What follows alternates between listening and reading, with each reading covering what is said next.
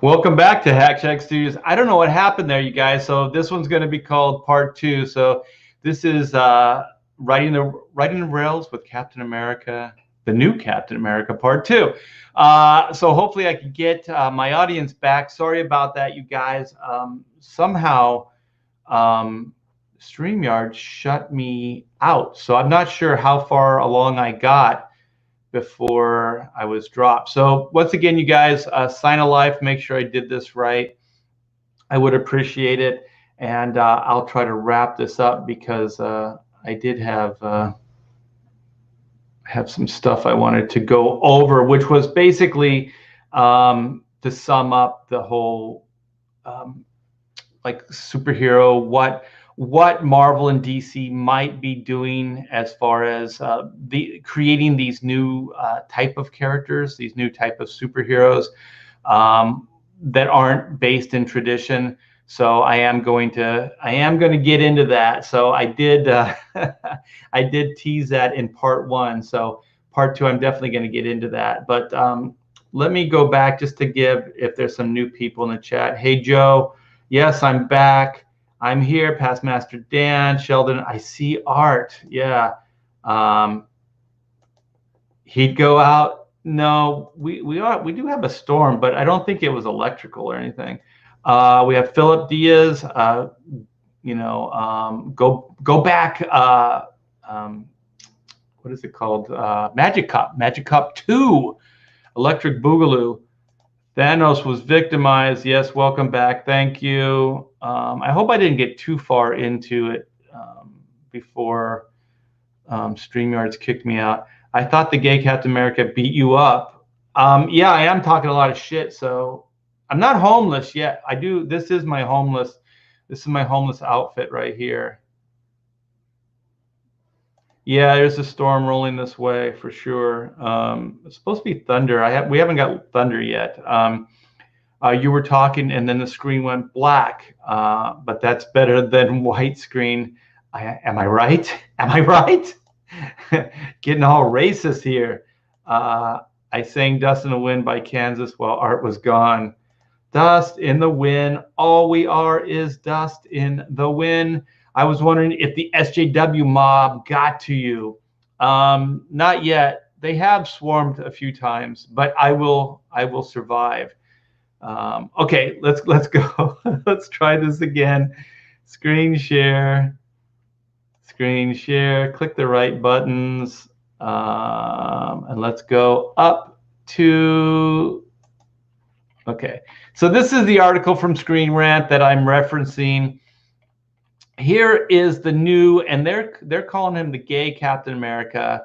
So the title of this, I guess it's going to be a series, the United States of Captain America, and there's going to be multiple Captain Americas. So I guess this is just going to be average Joes that put on Captain America outfit and fight crime, I guess. So this guy is a homeless homosexual that rides the rails and I guess breaks up bum fights. I don't know exactly what he does, and he's inspired by the homosexual community and activists, but it doesn't say he's inspired by Captain America, but I guess we're supposed to assume that. What my rant was is that if he did meet Steve Rogers would try to convince this Aaron character to not be Captain America. Because as far as I've read, there's no reason for this guy to even dress like Captain America. And if he did, he would be a liability for Steve Rogers. Like he would definitely be a target, and he probably would not last very long, meaning somebody would kill him. So if he wants to just help people while he's riding the rails and help the bum, and houseless, how did I forget how they worded it instead of homeless, houseless people. Where was this the last of it? Then he could do it without the suit on. He doesn't need to dress like Captain America to do this. So I guess the writer's saying, he would like this to continue more than just one book, and continue with its own series. But I really do think that this could be a good one shot. Captain America meets this kid, Aaron, that is inspired by the gay community activists and possibly Captain America. And then Steve Rogers says, "You're doing good here, kid, but you should not be wearing my outfit and call yourself Captain America because it's going to get you killed." And if you wanted to go dark, that's a great way to do it. Poor Aaron meets his demise by one of Captain America's super-powered villains. So anyway, I think that maybe a one-shot kid inspired by Captain America to do good, sees how he can help out in his own community.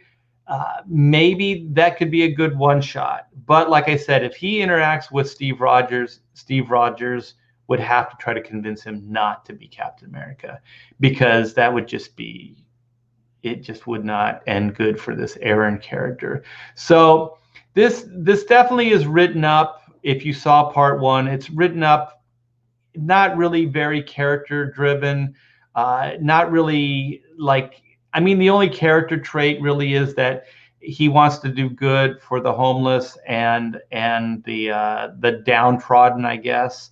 But it doesn't really explain why he dons the Captain America uniform and why he calls himself Captain America. That's a pretty big stretch. And I would think that should be the main part of why he does what he does. Since he's not calling himself, bum fighter or, street vigilante or anything like that. He's calling himself Captain America. So this doesn't seem to tie into Captain America at all. And then one of the things that they mention in the opening is that Captain America loses his shield, or it gets stolen, which I think is also just a ridiculous way to start a premise, that his shield gets stolen. How do you steal Captain America's shield? That seems a pretty far-fetched story. And then also, are these new Captain Americas, are they going to try to find Cap's shield for him? Are they going to be like, like his eyes and ears on the street?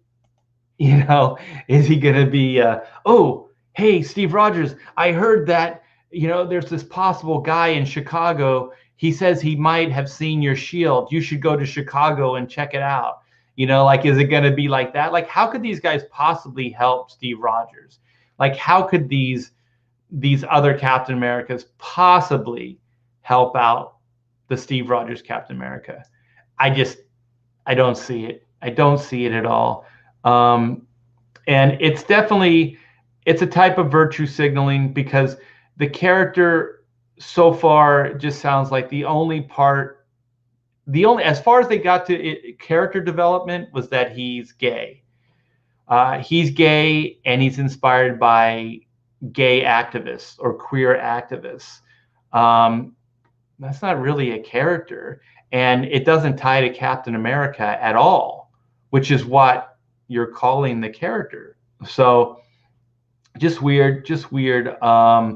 If I was to pitch this idea in the day to Marvel or DC, or this type of idea, they would say, what's the story? Like, this is just basically a homeless queer kid that wants to help out street people and people that are downtrodden, which is okay.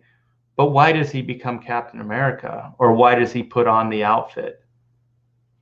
Like, I could understand more if this was like a Batman story.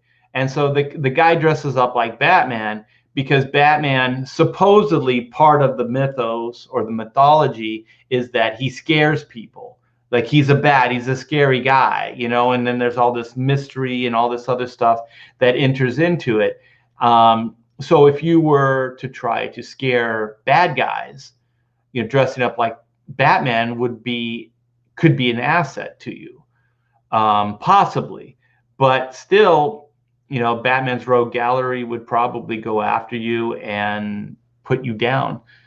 So it would still be a liability for the hero to have some kind of person walking around saying that they're Captain America or Batman or something like that. But at least the bat suit I could understand more, because it would be to scare people and intimidate them. Captain America is not about that, you know.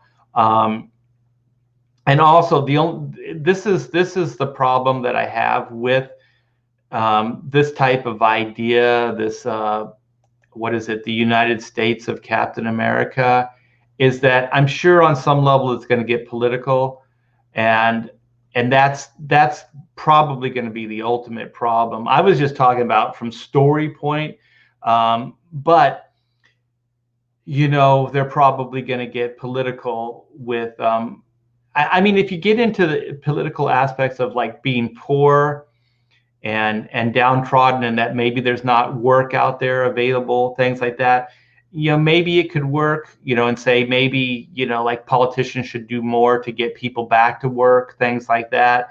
But, you know, to say that, you know, like to try to make it about like soapbox, you know, about queer and homosexual being downtrodden and beat up and stuff like that. I don't think that's going to fly at all. I would think that that would just be a horrible way to shoehorn some kind of agenda in. Like if he just happens to be gay and is fighting for truth, justice, and, you know, the American way, then that's fine, you know. But he still shouldn't do it as Captain America. He should just do it as himself. So that's pretty much that. I hope part 2 is Cap suing all the non-Caps for copyright infringement. Exactly. There's that too. Like, you know, if Cap starts marketing and merchandising, you know, he's got all these phony balonies walking around that are basically just a liability. They're not helping.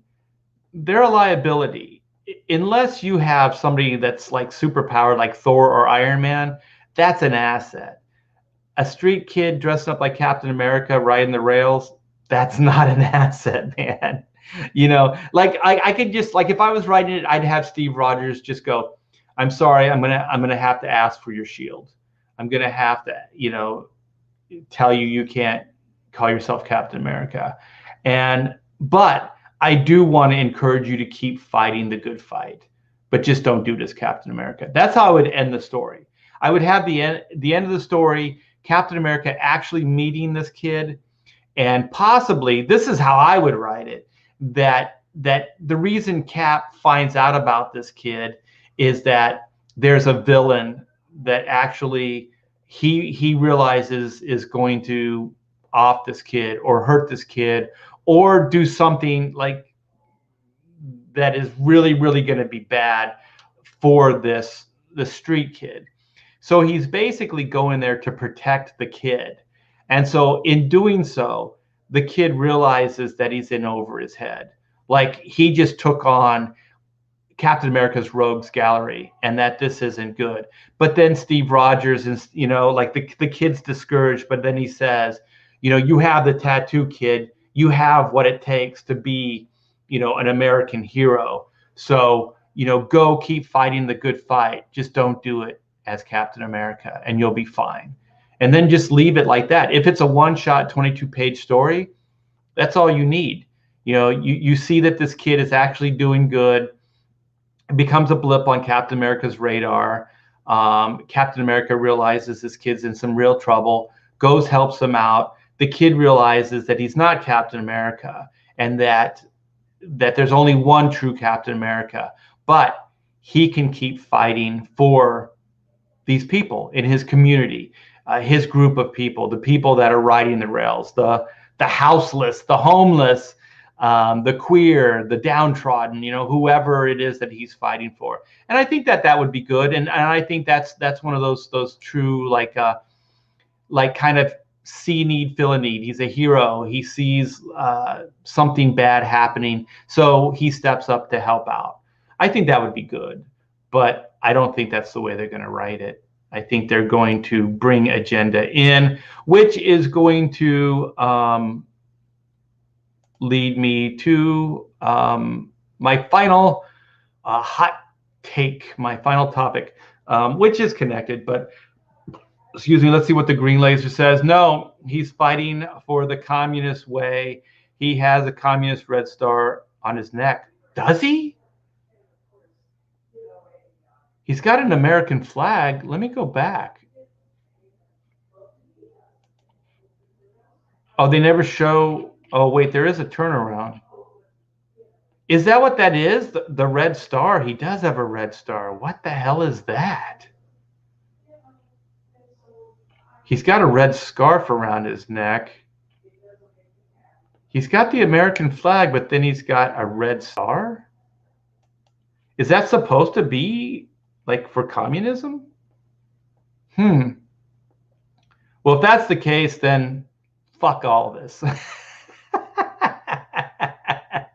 Screw this. Art's looking like a wizard. I'm Gandalf. He's fighting for the three-way. Let's see what Nathan says. Nathan Rosario, what's up? Politicians should just stop acting like they have the authority to stop Americans from working. Well, they pretty much did with COVID now, didn't they? They shut the whole fucking world down. What a bunch of assholes. Yeah, and people still have faith in their government. I have no faith in the right or the left. I have a little bit more faith in the conservative, but I really don't have any faith in politicians. Or why do they think that is a good story? I don't know. But like I said, if it kind of went the way I'm saying, then maybe it could be kind of like, you know, you show this character, this Aaron Fisher or whatever his name, as what he really is. He'll never be Captain America, but he's kind of a little misguided. He gets caught up in this whole thing, and then, you know, he realizes at the end of the story he can still do good, but he just can't do it as Captain America. I think that would be great. But all these guys, you know what? I'm gonna catch up in the chat, and then I'm gonna get to where I'm going. You know damn well this is going to be anti-American.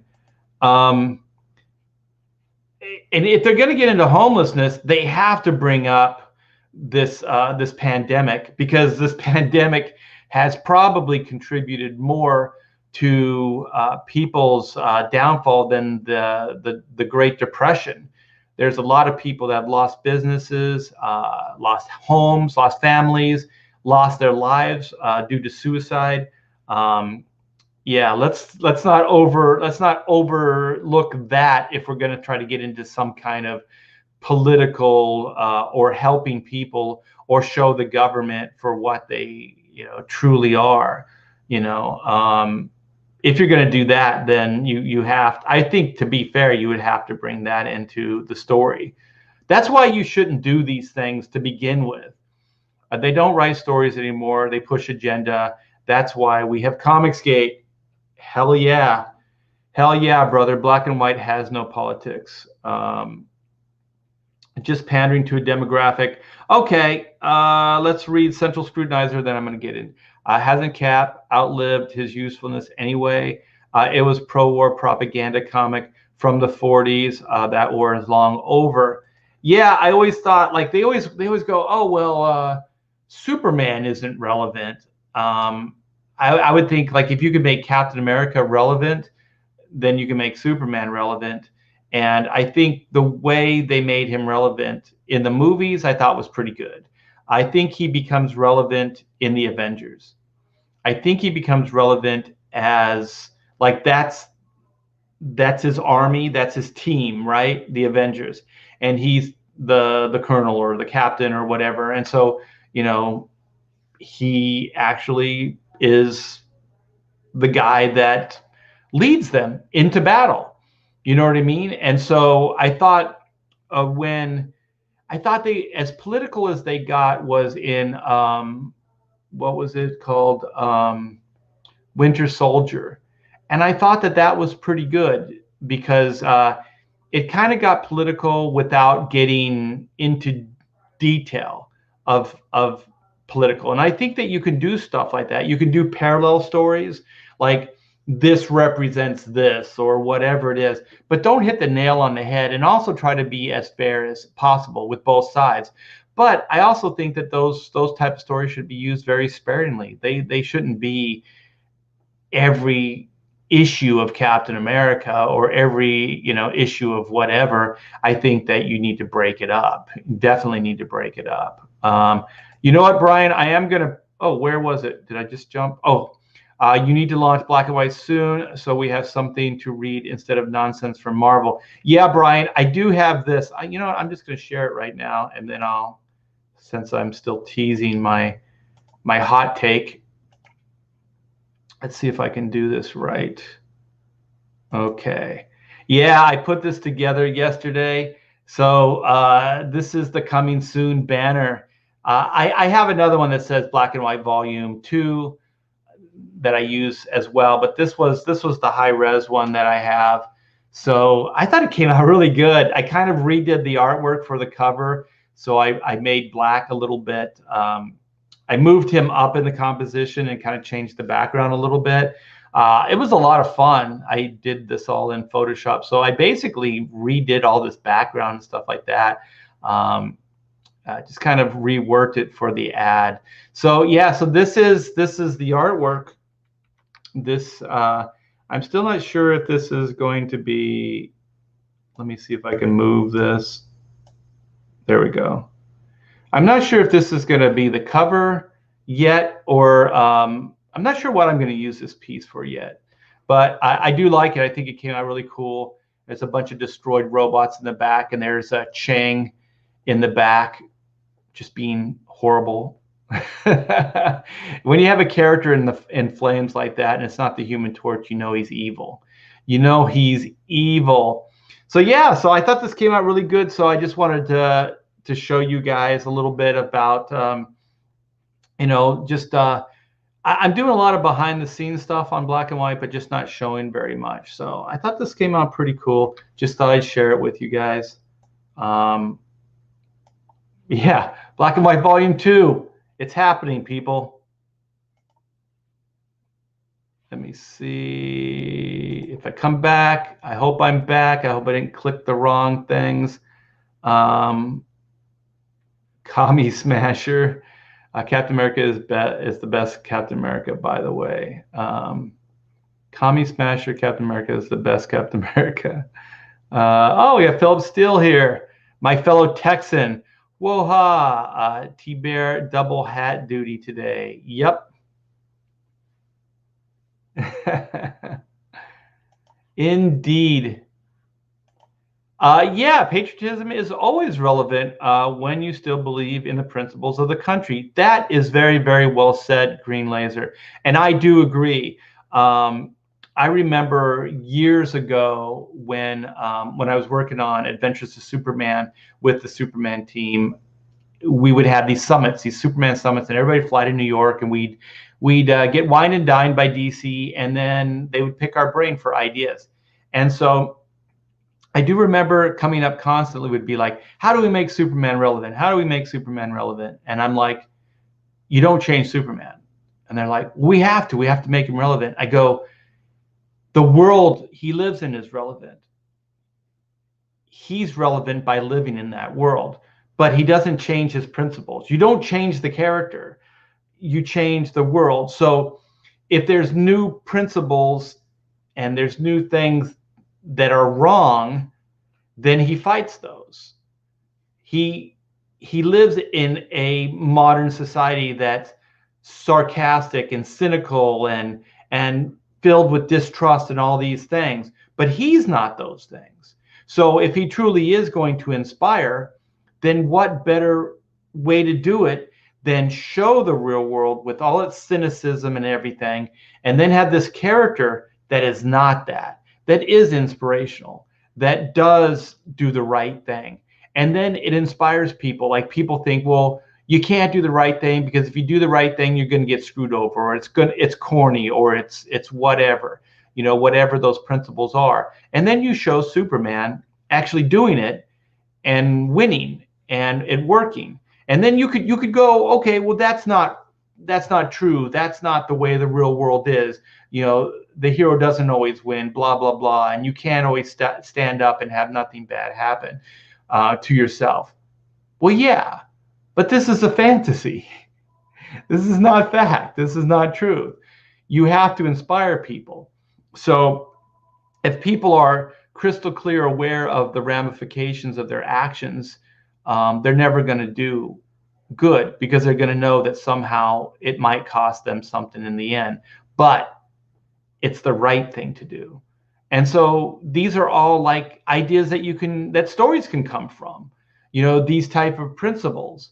You show Superman doing the right thing, but then maybe every once in a while you show the repercussions of that, or how it affects him personally as a human being, like seeing this stuff. What does it do to his psyche? And then he's got to shake it off, and then he's got to go back out and do it again tomorrow. And, he can't save everybody in the world, so those are his limitations. But he keeps trying. He keeps getting up every day and trying and doing good. So I think that somehow we got into our heads that we're just writing for adults comic books. So they all have to be like, well, how would the real world work? How would this work if it was real? I say, who cares? Who cares about that level of reality? I mean, if you want to write a comic book like that, that's great. If you want to write a more adult comic book, then do that. That's fine. But it's funny because I was thinking about this the other day, that when I broke into the business almost 40 years ago, we understood that these books were for children. These books weren't written for adults. They were written for kids. So they were tales that would try to inspire, that would, their worlds were so big, it helped them get a handle on things. And I think that, especially when you're young, if you think that there is a Superman or there's a character out there that's got your back, it's not real, but you're still kind of like, you're still in that fantasy, like you still believe in things that you don't when you're an adult. But it can be reassuring to know that somebody has your back, at least for 20 minutes when you're reading the comic book. Somehow the world makes sense in a Superman comic book. You know what I mean? Somehow when you pick up a Captain America book, the world makes sense. And you have that you get out of the real world. You realize that the real world, the hero doesn't always win. But in a Captain America comic, they do. You know what I mean? That was the point. The point was that. The point wasn't to bring in cynicism to the character and too much of that reality. I do think it brings people comfort when they see the hero overcome evil. I really do. No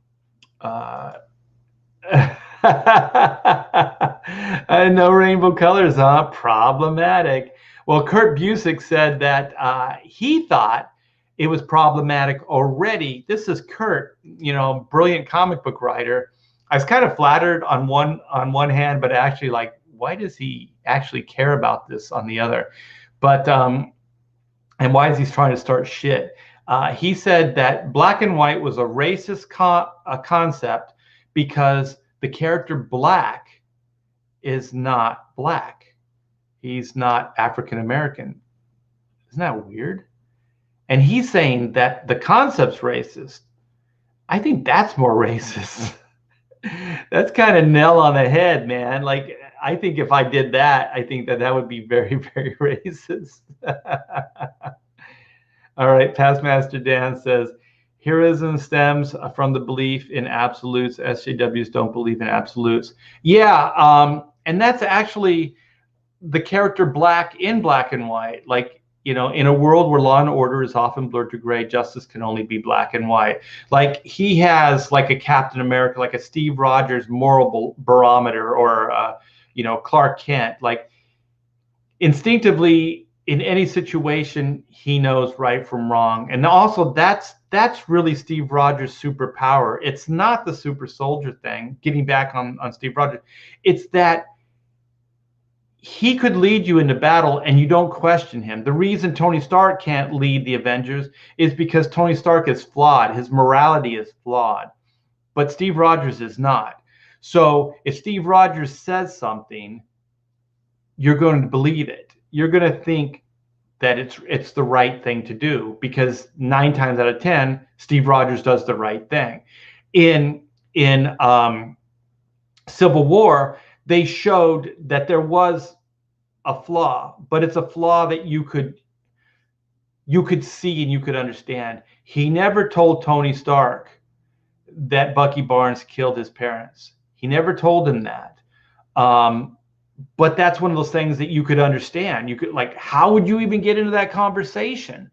That's a lose-lose scenario. Like, how do you have that conversation? How do you have that conversation to keep your friend Bucky Barnes safe from Tony Stark?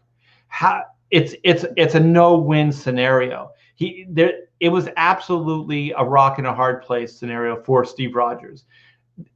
It was going to blow up in his face regardless. There was no way he was going to win that scenario. And they showed it blow up. And then they also showed how those two got back together. Will Tony Stark ever like Bucky Barnes? No, but he understands why Bucky Barnes did it. And he understands that there was a villain behind what Bucky was just a tool. You know what I mean? It's still hard to understand, but over time you could understand. Will they ever be friends? No, but Tony Stark will understand in time. So I thought they handled a really heavy subject in a very good way. So you can bring up some of those ideas in those stories, but I do believe you're right, Past Master Dan, that absolutes, like when Black and White says something, you don't question it. His morality, his moral barometer is pretty much 99.9% correct. Will shit happen? Will he still be wrong from time to time? Of course. Will rock and a hard place scenarios happen? Yes, of course. Is he always going to be right between him and White? No. But his moral barometer will always be right.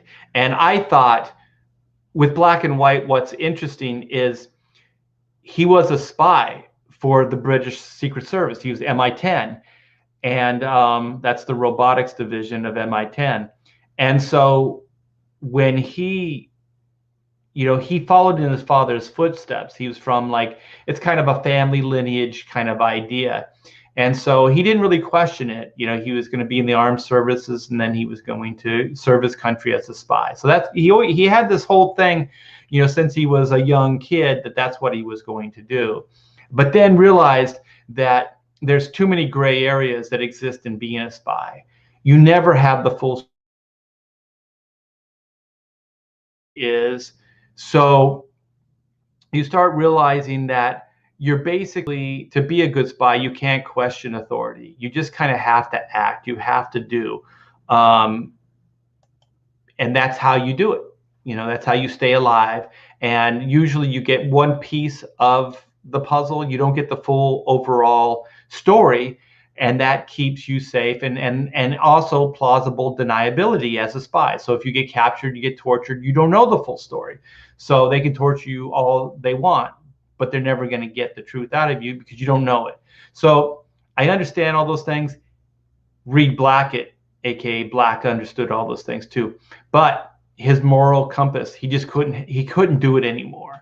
So, and then there's a series of things that you're going to find out in when we pick up the story after Volume 2, you're going to find out what happened and why he became black and why the black and white justice exists versus, him being a cop or him being a soldier or him being a spy, any of those kind of ways that you can dispense justice. It has to be black and white. So then part of it is honed. It's in this series in Volume 1 and 2. So you're going to understand that, but you're going to understand the deeper reason why Reed lost his taste for the armed services, for being a spy, all those type of things, because of the morality. Because the thing is, if you think about it also, like, why didn't Steve Rogers, like when Steve Rogers was brought out of the frost, when he was resurrected, why didn't he become a military guy again? Why didn't he do that? My answer was always because he didn't necessarily believe in it anymore. Like, he felt he could do better on his own. You know what I mean? Like, he felt his own moral compass was better than having to go through bureaucrats or political, shenanigans. He then could basically, like Reed Blackett, dispense justice on his terms. So I thought that was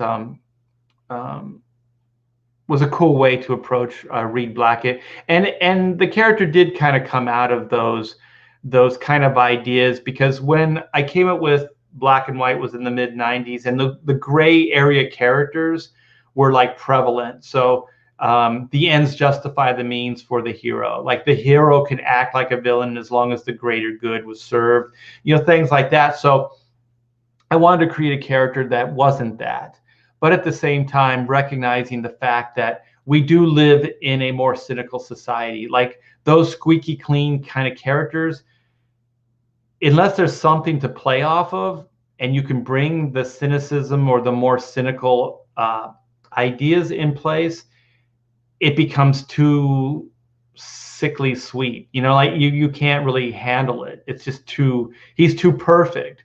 So that's where White comes in. So White is kind of that person that the ends justify the means. And sometimes she might be right. Sometimes her way of looking at it might be right. But they're going to kind of be at odds. So where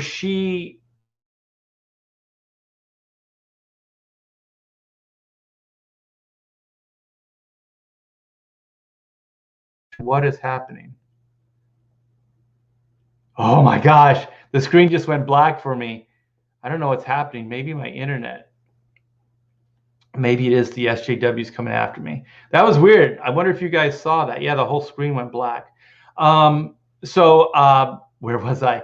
Yeah, so the thing is, you want to create a character that is believable, but doesn't have to be like, they just have to be believable for that world, for that story. You know what I mean? They don't have to be real world believable. You just have to be able to suspend enough disbelief to enjoy the story. And that's what I want to do.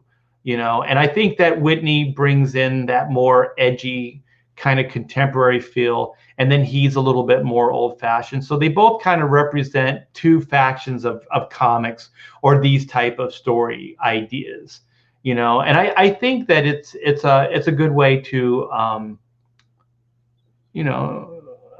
to approach a contemporary comic book, because I think a lot of people do like aspirational heroes. And Dino's going dark here. Art has a hoodie on. Just must be the gloomy mood. Yeah, it's actually really overcast right now. So you froze for a second. Okay, yeah, there's something going on. The screen froze. I thought he was in deep thought. That's my deep thought. Both Steve Rogers and Clark Kent are moral compasses. Exactly. And I want Reed Blackett to be in line with those characters, because I think that the Marvel movies did a very, very good job of the Steve Rogers character, and that he is kind of a haunted character. Like where the edginess comes in is like he's a man out of time. That character is so freaking cool. I love Captain America. I always loved that character as a kid. I think he's a little weird when they have him fight supervillains. I think it works with the Avengers, but like the solo Captain America stories, I think are a little weird when he fights like superpowered villains. I think he kind of works best when it does become somewhat of a political thriller. Not that it has to be political, like agenda and stuff like that, but like when it delves into, more of like soldier type stuff or spy type stuff, things like that. The superhero aspects of the character, I think, come out in the Avengers, and it works for me that way. Like I said early on, I thought what was cool about Steve Rogers, I was always a character that liked the brawler street level characters. I wasn't like Galactus. I did kind of like the Fantastic Four, but I think I liked that because it was kind of like a family. It was more rooted, but the characters that were like too galactic and like epic in scope, like Superman, I was like, Superman's okay, but I like Batman, I like Captain America, I like Daredevil, I like those characters that just kind of were more street level.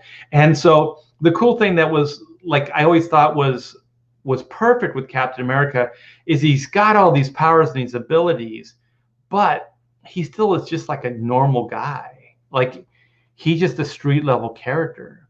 Like if Superman couldn't fly and do some of that other stuff, I think he would be that character for me. But Captain America is earthbound. He's a brawler. He could actually take on guys with a gun because he's got a shield. He can be shot. He can be hurt. He does have a healing factor that he can heal quickly, but he can be killed. So I just like characters like that. So I always thought that Captain America was one of those cool. He's not Batman, he's got superpowers, but he never seemed like he had superpowers, I guess is where I was going. Deep thought of the day. Today is tomorrow. It's the tomorrow you hoped for. Yeah. Okay. So let me try to get my bearings with where I was going. Okay.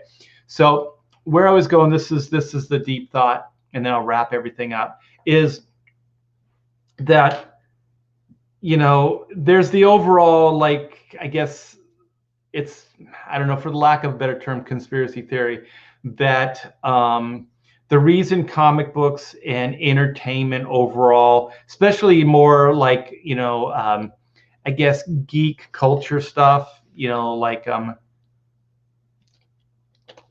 sci-fi, Star Wars, Star Trek, superheroes, comic books, video games, things like that, is that they're easy targets because it's a pretty docile crowd.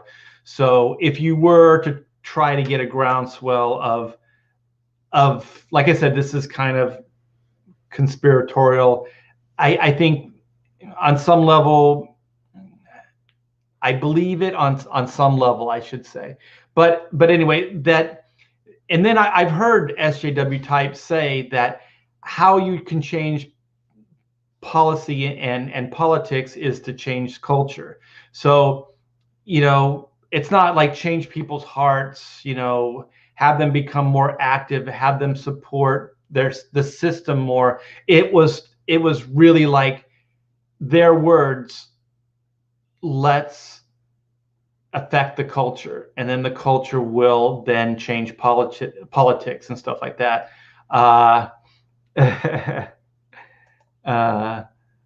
What is it? DI, I miss political T-Bear, or has he gone like Callie? LOL. Yeah, this is probably as political as I'm going to get for a while. But like I said, I mean, nobody really knows for sure. But I have heard actual SJW types say these things, that they want to affect culture, and then in turn, it will change policies as far as political and our leadership. Most people like myself, I believe in the system, and I just want us to support it.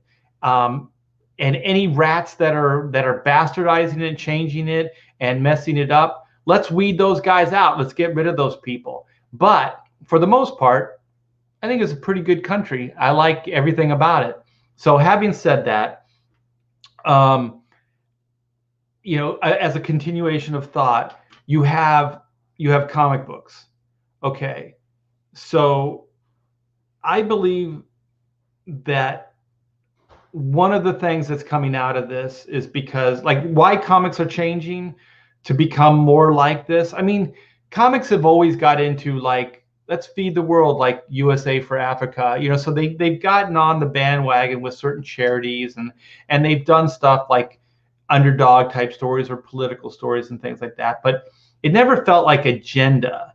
This feels like agenda. This feels like they're trying to change things. And also they go after people that have a different viewpoint than themselves. So having said all those things, you have Marvel and DC that are owned by major entertainment companies. DC has always been owned by Warner Brothers, as long as I can remember. But Marvel wasn't. Marvel's owned by Disney now. So I think a lot of this is coming from their corporate companies, their corporate overlords. Because I think if comics were left alone, I think people like myself, a lot of the comics gators and things, would still be doing the comics that we all know and love. I don't think things would be changing that much. I think every once in a while you might have a gay character, and you did before too, but it didn't feel like it was agenda. It didn't feel like they were selling it solely based on this one thing. But now, with the press and everything, like if you say Captain America is gay, they're going to do an article on it. Whether you're going to sell more books or not, that's debatable. Well, it's not even debatable. You're not. It's been already proven. So why are you doing this? If it's not for financial reasons, and you're not placating the group of people, you're not creating a product for the people that are reading your books, then why are you doing this? Why are you purposefully trying to create characters that nobody wants, nobody's asking for? Nobody wants another Captain America. They want Steve Rogers, they want these things. So I was thinking, part of it is that political thing that we were just talking about. Like, part of it is like, well, you change culture, you can change politics. But then there's another side, and it kind of does go hand in hand with this, is that I've noticed that Hollywood, I'm just going to say it, not everybody, but a great deal of Hollywood, and from my dealings, has contempt for the source material. A lot of them look down upon comics. Most of them will only deal with comics because they have to. Most of them, it's not a subject matter they want to get into. Marvel, the reason Marvel worked is because they were kind of independent of that. They created the Marvel Cinematic Universe independent of the big studios.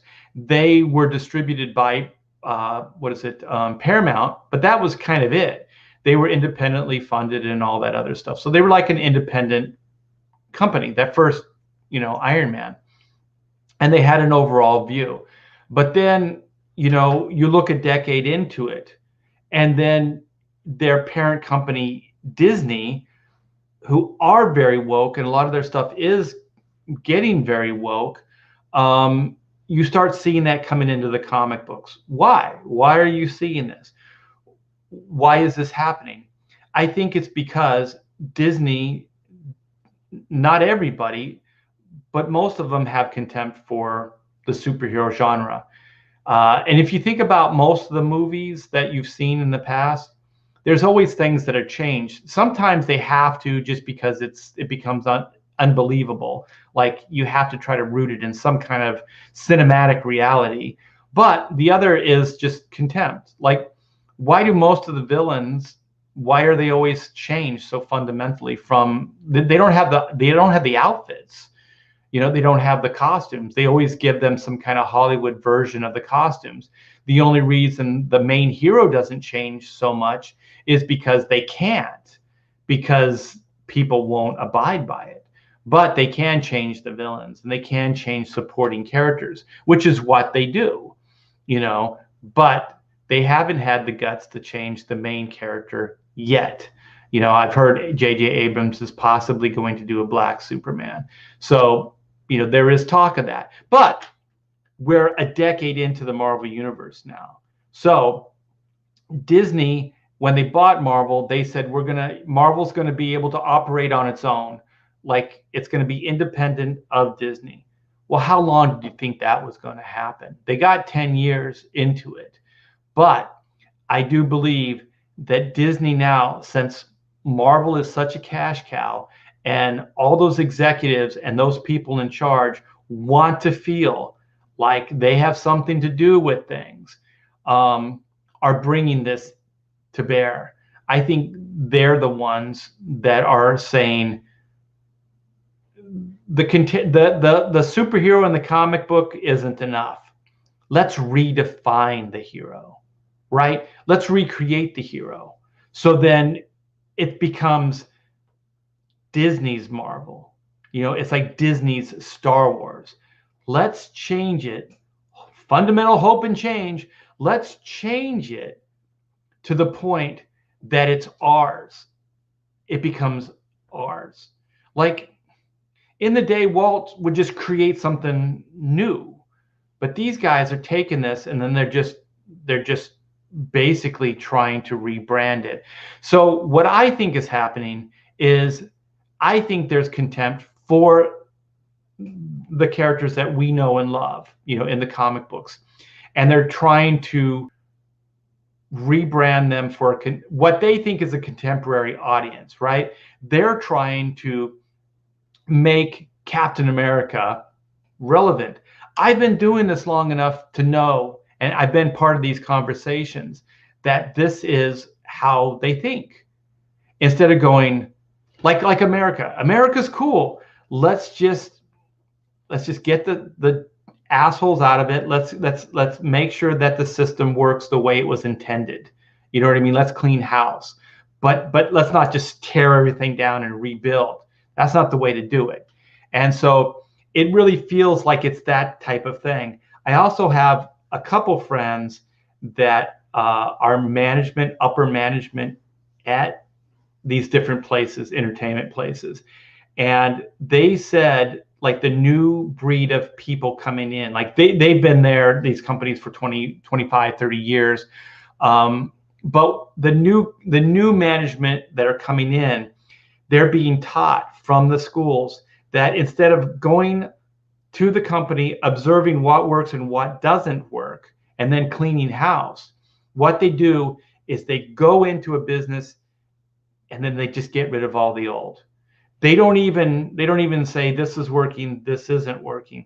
They just go and they clean house, and then they build the whole thing up from the ground up. Well, think about it. What is DC doing? Rebooting their universe every couple years, tearing it down, rebuilding, tearing it down, rebuilding. Marvel's doing the same thing. Let's tear it all down and then let's rebuild it better. In their eyes, better. But what they don't understand is it's not better. It's just different, but it's not better, because you can't make it better. You can't make the original Jack Kirby, Joe Simon Captain America any better than they did. All you can do is be true to the character and keep telling stories, right? The times change, but the characters don't. The characters stay to themselves. You don't do that. It's the same with the world, with the United States. Don't change it. Just enhance it. Make it better. Make it better with what it was intended to be. And then don't have contempt for it. Like, these people have contempt for America. They have contempt for the Marvel Universe. They say they love it. You hear the first thing out of their mouths always are, I've always loved Star Wars. And then as they talk, you realize it's a press release. They're just memorized some kind of press release.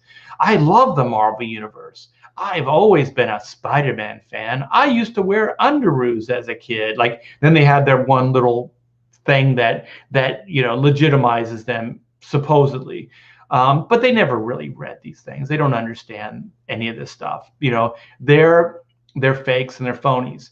And so I do believe what is happening is the film part of Marvel and DC are trying to use the comics as a cheap way of redoing the universe, right? Comic books, as far as to them, is relatively inexpensive versus, $100 million movie, $200 million movie. You know what I mean? It costs them $30,000 to $50,000 to do a comic book. So it pales in comparison as far as the financial aspects of it. So what these guys do is they go, let's fuck with the universe. Let's bring in a gay Captain America. Let's see what happens, right? We can always go back to Steve Rogers. We could always go back to that. Let's make Thor a woman. Let's do whatever. Whatever their thing is, that's what they're doing. And so what they're trying to do is they're trying to fundamental hope and change. They're trying to rebrand these things to fit their brand. But it's not the Marvel brand anymore. It's like the Disney Marvel brand, right? It's not Star Wars anymore. It's not George Lucas. It's Disney Star Wars. So there's a difference. There's a difference between those things. And like I said, I think if the comics industry was left in the hands of just people that loved it, like when I started, I think we would still get great stories. We would still get pivotal stories. We'd still get groundbreaking stories, but they wouldn't be agenda driven. They wouldn't be these type of stories. And the reason these stories are happening, I do believe, is because what Marvel would like to do is they played the Steve Rogers card out, right? Cinematically. Okay. To them, they've told the majority of the stories. What they would love to do is to have a new Captain America, right? And then if they can build that into the zeitgeist, right? Then people are going to get used to, there's always going to be another character that's going to be the Captain America. So then every 10 years, they can rebrand Captain America, right? So you had Steve Rogers. Now you have this Aaron Fisher character, or I'm just using him as an example, the gay Captain America. And then you have the black Captain America, or you have the female Captain America. So every decade, or whenever they feel like they need to change it up or become more relevant with the times, they can just put in a new character. So to them, they'll always have longevity. So they're not relying on that same, because the film versus comic books is there is an expiration date for that Steve Rogers, because that actor is going to either decide he doesn't want to do it anymore. Excuse me. People are going to get tired of it, or he's going to age out. Like, those things are going to happen. That's reality. In comic books, Steve Rogers never has to get older. That's also the beauty of these comic books. You don't have to deal with that kind of reality, but film, they do. So I think, Marvel and DC and Disney are looking at longevity for these characters and these IP. So they're trying to figure out how that they can do this, and how that they can do that in a way that people will accept. So the thing is, the way they're doing it is very cheaty and wrong. Okay. Steve Rogers, Captain America, proved himself over decades of just being what he was. But now they figured out, because of, the woke press, or the progressive press, or whatever, that's basically kind of controlled by the right, they can get headlines.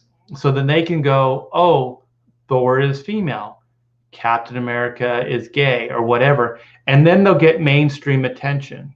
So what that does is it's branding. It's getting into people's consciousness, conscious. It's getting it's branding in a quick, cheap way, instead of over decades of this character growing and becoming something, and the fans either liking them or not, and then Marvel keeps publishing them. They're doing this, and at the very least, what they're doing is they're starting to change what people's perception of Captain America is, right? So they do this enough, then who is Steve Rogers? We don't know who Steve Rogers is. It's this guy. It's this Aaron Fisher character. He's Steve Rogers. He's Captain America. Oh, there was a Steve Rogers? Oh, really? I didn't know that. You know what I mean? So that's kind of the way they're going to go with things. I thought, like I said, Iron Man, even in the film, kind of did it okay with Rhodey and stuff like that. But I just don't think that the actor, I thought the first actor would have been a better, what's his name? War Machine. Nothing against Don Cheadle, but I just don't think that Don Cheadle has the charisma. And he definitely didn't quite have the chemistry with Downey Jr. But anyway, they could have done that, I think, and it would have felt organic, as a way to get rid of the Tony Stark character. But who knows? There's also the young female Iron Man, kind of character that they've been playing with, doing. So I really don't like it, but I do know, I think that's why they're doing these things. So that's my big, thought here, is that I do think these changes are happening for the film. I don't think they're happening for the comic books. I think they're just trying to do things in a cheap, inexpensive way, trying to change the way people view these characters. I think they're trying to rebrand them in the cheapest way possible, and probably also justify their existence to their parent companies, which is the film companies. Like if they can go, well, we're rebranding Captain America because Captain America is $1 billion franchise as far as the cinematic. So, we're trying to see if we can get a Captain America character that will stick. Let's add all these different Captain Americas and see if there's one that actually people really like. And if there is, then that's the one that we're going to pursue for the future. I do think the reason it doesn't work is because it's phony.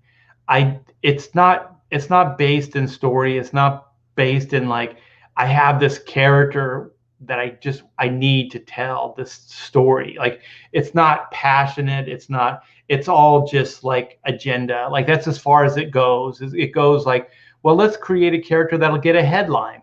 Okay. Well, what's the headlines that we're creating and perpetrate, or we're pursuing today? Well, this LGBT stuff is really hot. How about that? Or women's rights, or whatever the thing is. Black rights, Black Lives Matter. Let's make a character like that. But I do think it's just a shorthand way to cheat, to try to create something not in a legitimate way. It's just a shorthand way of trying to do something, because they know that they feel, I don't know if they know, but they feel like they have to do something like that. Terrence Howard's the guy. Yeah. I don't know how you guys feel about him, but I actually liked him better. He's a little soft spoken and he talks like this, but I kind of liked that Tony could get under his skin, and then you smash cut to a Rhodey drinking and womanizing along with him. Like, he was kind of like, he was a little flawed too, but he had a little bit of more of a moral barometer than Tony Stark, but he could be corrupted, and I think that brought like a more human quality to him. I thought that the way they did Rhodey's character later, he was a little too like, like, son, you gotta do the right thing, son. It was a little too preachy, a little too high horsey. He wasn't as interesting. Let's see what Nathan says. Do these corporations actually believe that Twitter mobs represent the customer base? No, but it it helps sell their agenda. Like, it helps sell it. It's like, if you can build in like a way to justify any shitty idea, it's great, right? So if Marvel or DC can put out a shitty idea that no one's buying, Captain Marvel, the new Captain Marvel, no one's buying, and then to say, if you don't like it, then you're this, that, or the other thing, then it looks good for them. So they can put out shit, and then within the press, within public perception, it sounds like these few homophobes, or these few, like the issenphobes, these Nazis, don't like it. Well, that's just not true. These people just see through it. These people just see it's not that good. Like, that's all. Like, I don't care if you want to create a gay character, create a gay character. I don't have a problem with it. There was Jericho from the Teen Titans. He was of all things, he was Deathstroke's son. You know what I mean? They did it with what's his name? Star, the Aurora, the twins from Alpha Flight. It's fine. But make it a good character. I think at least Jericho, unlike the Alpha Flight character, from the beginning, he was always that character. So they didn't just shoehorn an agenda in there. He was created that way. So you can create great Black characters. You can create great Asian characters. You can create any of these female characters, all these things. They've done it before in comics. They're just creating a narrative that it hasn't been done before, that these characters are somehow different and unique and groundbreaking. But that's a way to sell this agenda. That's a way to make it seem like these characters that we're creating aren't the old Marvel characters. These are the Disney Marvel characters.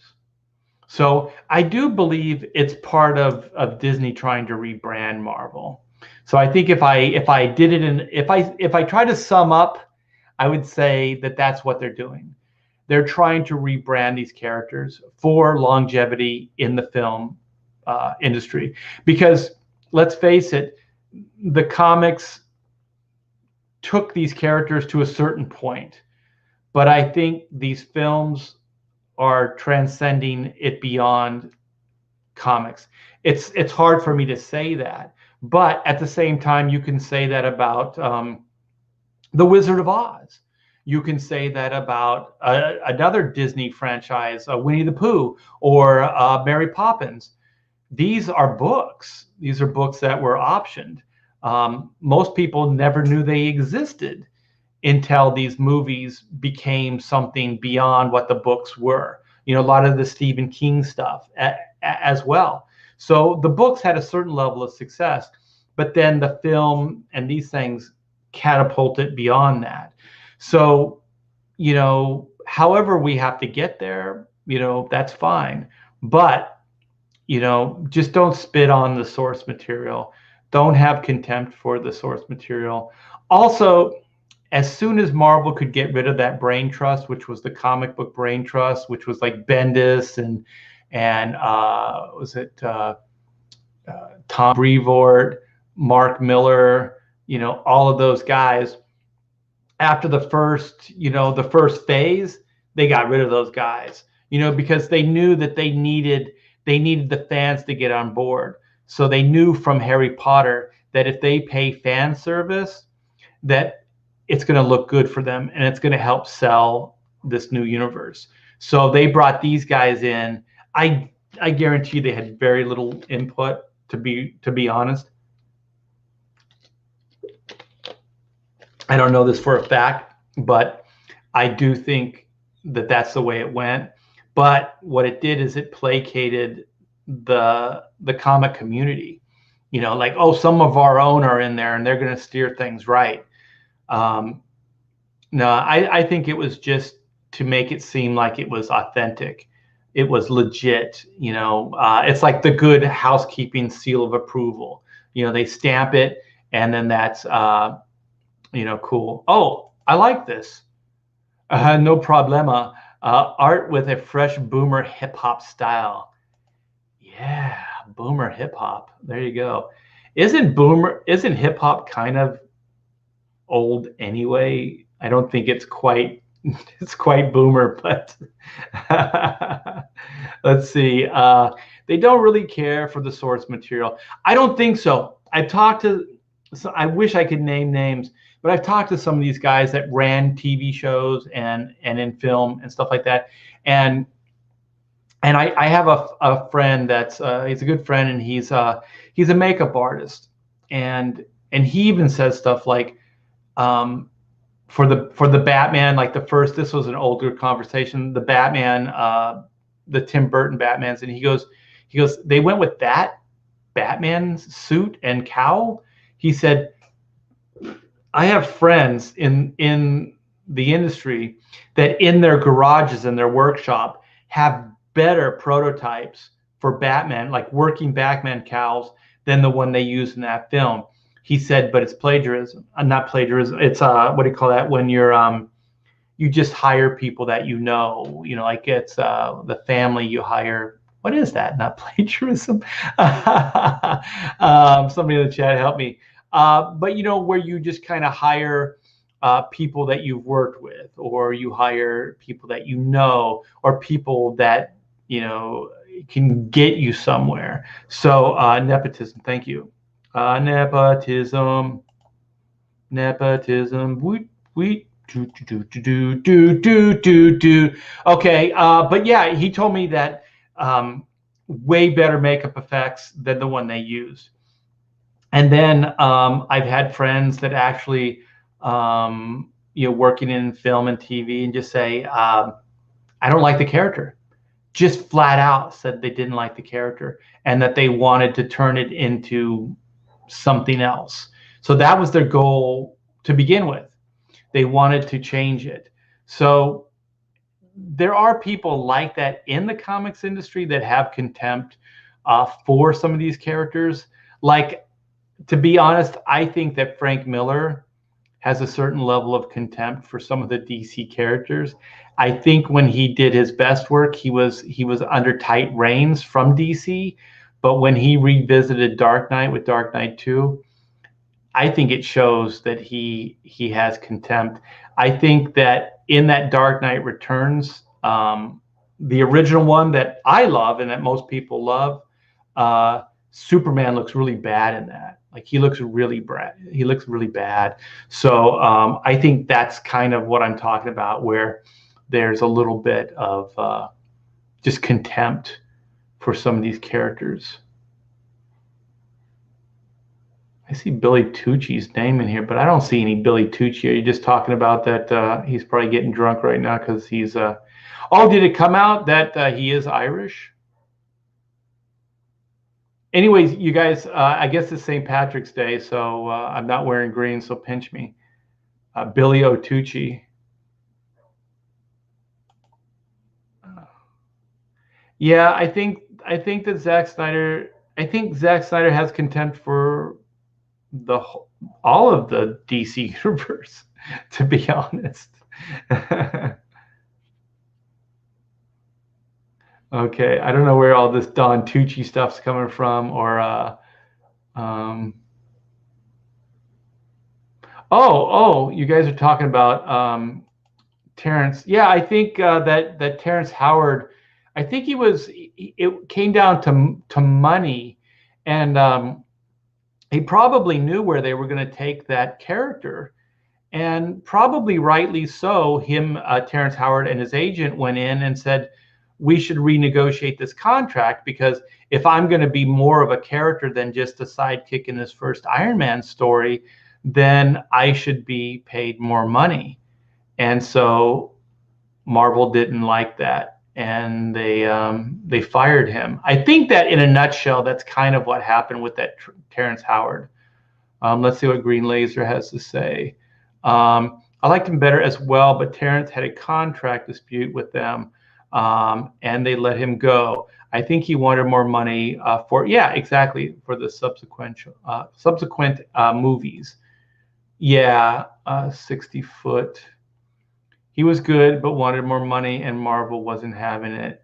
Yeah, and that's a shame. The thing is, if he was just asking for more money as like an ego thing, I'd go maybe. But I have a feeling he was actually right in the negotiation, because he was going to be used more. I just got pinched. Ouch, that hurts. So no problema says Cheeto was better anyway. I think in some ways he was, but I would like to see how it would have been a way different character if they had that Terrence Howard's character show up and play that role. Also, I think he had a little bit more style and charisma than Don Cheadle. Terrence didn't look military enough to be War Machine. Really? What is military? What does that look like? He had a crew cut. I thought he was okay. Oh my gosh. I'll tell you, like that, you talk about sweeping somebody under the rug, man. Edward Norton's character in that first Marvel Universe Hulk, I thought he was really good, man. I thought Edward Norton was really good in that. Mark Ruffalo, I think if I could do pros and cons, I think Edward Norton was a great, like if they were going to continue Hulk stories, you know what I mean? And they were going to be more of like a traditional Hulk kind of comic book stories. I think Edward Norton's better. Like, I think that they could have actually created a Hulk universe, which they didn't. I don't know why they didn't give him another movie or anything like that. They just kind of forgot about him and then just used the Mark, how do you say it, Ruffalo, his character. And he was okay, but I think he was okay in a Marvel Universe way, if that makes sense. Like in the Avengers kind of way, he worked. But I think for a actual character like Bruce Banner, and to continue telling just Hulk stories, I think Edward Norton's a way better actor, and I think he would have brought way more complexity to the character than Mark Ruffalo does. Mark Ruffalo, it's a little hard to take him seriously, and when he does the super science stuff, he doesn't seem very confident. Like he, when they have him right next to Tony Stark, he doesn't sound like, he always plays like he's unsure of himself. And I just don't think that that's the right way to play Bruce Banner, especially when he's in a lab. I think he would be very confident, because I mean, that's what he does. I don't think he would be like, I don't know if we mix this and we mix that, what's going to happen? I think that, just the difference in actors, I think it would have been really interesting. It would have been completely different if Ed Norton was part of the Marvel Universe. Like seeing him play against Robert Downey Jr.'s character, his character, Tony Stark. Holy shit, man. I think it would have been a lot more serious, though. I think you wouldn't be able to play the Hulk up for shits and giggles, because I do feel like the Hulk has kind of become almost comedic relief for the Marvel Universe, where he's actually a pretty complex character and a pretty interesting character, but they've never really explored him too much, which is a shame. I think they could have with the Ed Norton. My only problem with the Hulk movie with Ed Norton in it was I didn't like the villain. You talk about a military guy that didn't seem very military. I forget the guy that they had play. He became the Abomination. Also, that guy is like 5 foot nothing. Like he didn't seem like he didn't seem like a very impressive guy at all. Uh, Norton is deadly. I think yeah, Norton is more legit, but I think he comes with like he's outspoken. Like I heard like on the set of the Hulk, um, he was pretty outspoken. But I don't know. I don't know how these things work. Like for the better, I thought the movie was great. I thought the villain in the piece was most of the Marvel movies. Actually, the villain of the piece is the weakest. Um, uh, yeah, Ruffalo is just kind of a goof. Yeah, I don't really like that as much. Ruffalo is terrible. Even Eric Bana was better than Ruffalo. I don't really remember that film that much. I just remember the movie only good when there's the Hulk pieces, and really only when he's on the desert. When he leaps from like desert bluff to desert bluff, and they pull it back, I thought that was freaking awesome. It looks so cool, and for some reason, the Hulk in a desert setting, it works, man. It just the whole backdrop of it worked, and when he rips up the tank, and then he destroys the planes, the jets. I thought that's the only stuff I really remember. The giant Hulk horses, dogs, I thought was really stupid. That movie was really weird.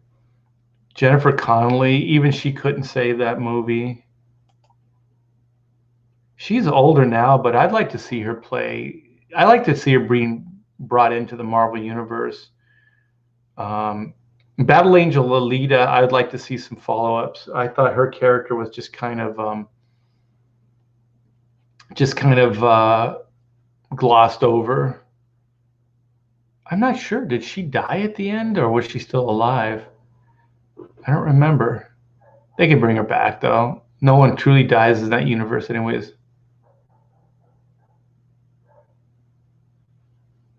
Yeah, I think that Norton was more creatively involved with the movie. Uh, Biggest Hulk fan in the universe here. Mark sucked and ruined the character. His opening scene in the first Avengers was the good part, the only good part done right. Yeah, because he was basically the same guy, but what made it cool is Black Widow, right? Is that the Black Widow scene where she comes in? Is like, he's like, when what if I don't go? And she's like, I'm here to convince you or something like that. And then there's like this whole, army outside the tent.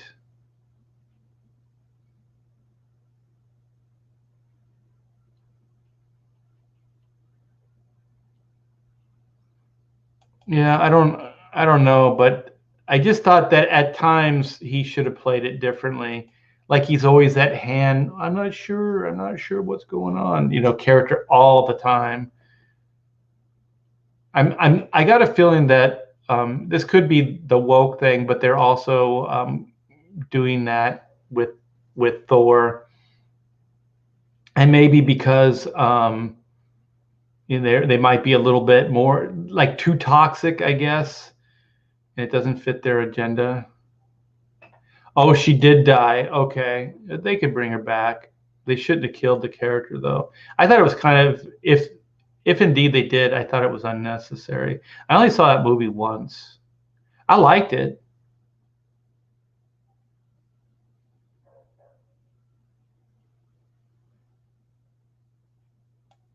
Which movie? I think you're talking about Hulk, but are you talking about the Ang Lee Hulk? Because that failed based on story. I mean, I don't know about the effects, but that story let him down.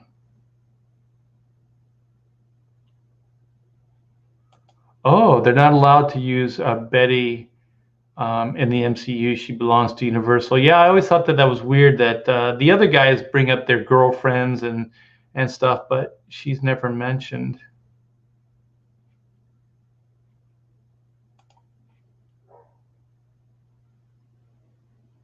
I swear, dude, that is Mark Ruffalo in every movie he's ever been in.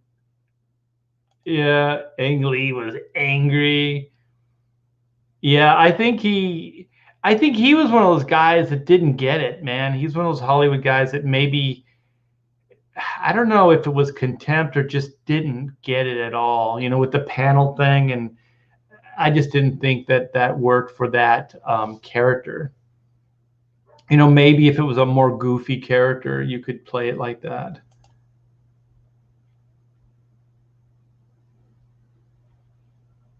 Yeah, yeah, that's, who knows where they're going to go with that. I don't know where they're going to go with that. Well, who didn't?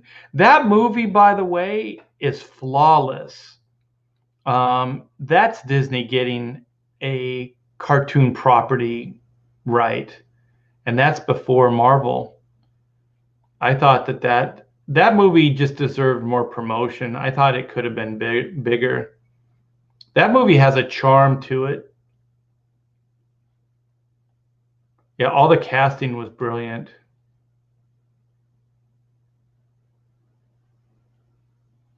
I like Dark City. I thought that was good. It was kind of, I think it predates The Matrix, but there's a lot of Matrix type ideas in that movie.